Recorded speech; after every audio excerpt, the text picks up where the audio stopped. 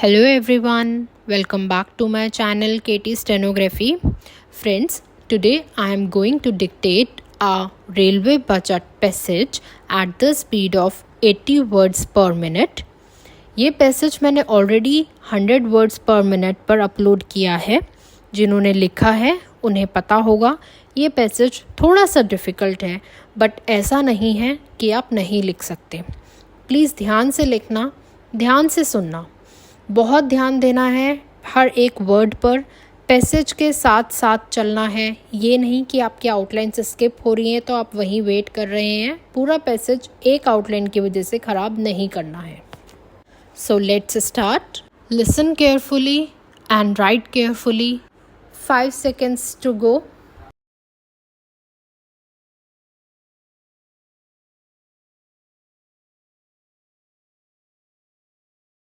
Madam Speaker, I rise to present before this august House the statement of estimated receipts and expenditure for 2016-17 for Indian Railways.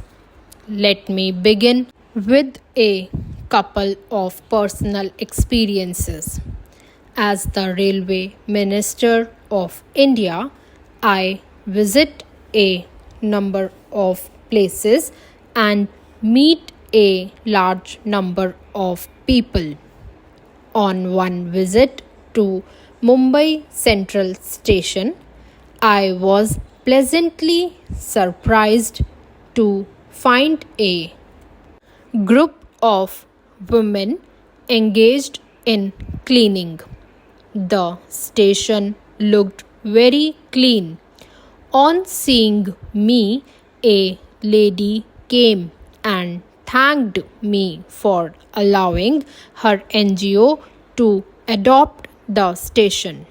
For the last 5 months, she had been volunteering a day every month at the station. In another incident, an inspector in the Railway Protection Force, recently deputed to the social media cell of the Railway Board, shared his sentiments. He said that for the first time in his professional career, he has realized how his little actions were making a huge difference in passengers' lives. He felt enthused and proud to be part of Indian Railways. Madam Speaker, it is people like these who are the soul of India and Indian Railways, and that is why this is not my budget alone.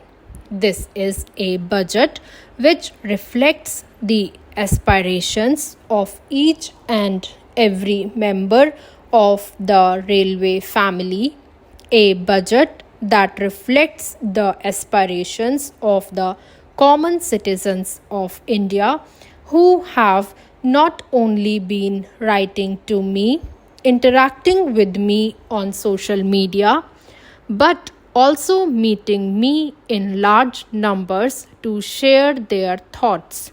This is a budget that has been fashioned by a creative partnership with ideas from my colleagues and Parliament, industry associations, commuter associations, media, and practically all sections of the society.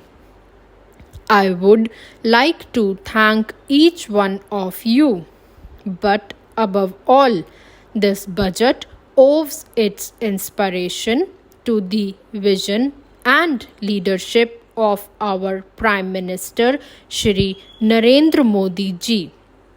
He had once said, "My vision is to make railways the backbone of India's progress and economic development."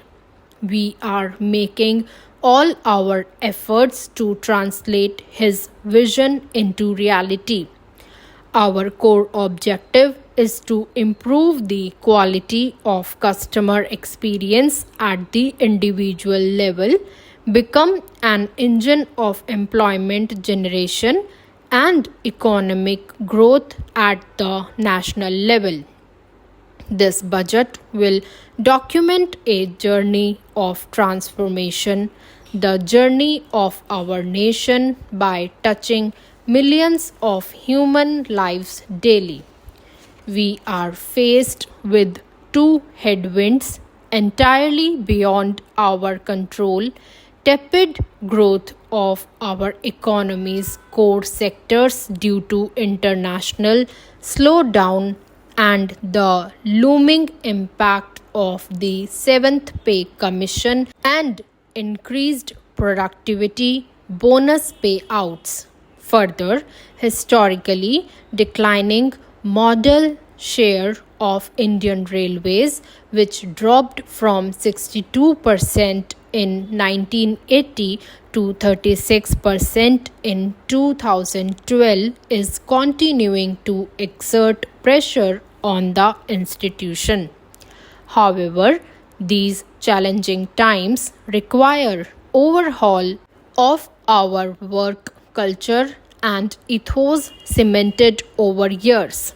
Last year, I had unveiled a medium-term vision for the railways which set us on this transformational journey for which we need to reorganize, restructure and rejuvenate this institution. We need to bring in a new approach, a new way of working. The three pillars of the strategy that I am laying out today reflect this new thought process. Nav Arjun, new revenues. We want to change that and challenge our conventional thinking on freight policies to win back our share in the transportation sector. Nav Manak, new norms. Each rupee that gets expensed will be re-examined to ensure optimal productivity.